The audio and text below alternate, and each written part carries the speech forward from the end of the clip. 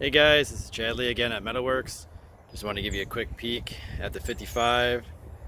It's officially off the chassis and completely torn down and ready for acid dip. So we'll be giving you an update real soon on what it looks like after dip. You can definitely see it's got a few rust issues, but hopefully nothing too bad will be revealed once it gets back.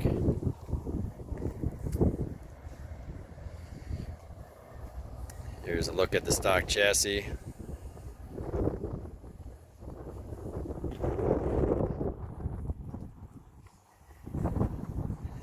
And the miscellaneous components.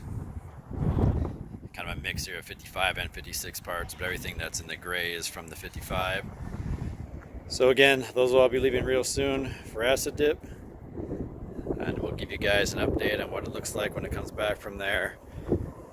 Again, we acid dip all of our full restorations, so we've been doing this for well over 20 years.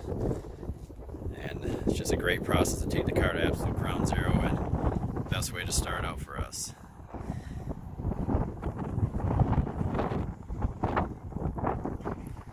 So thanks for checking in. We'll be back with you guys soon.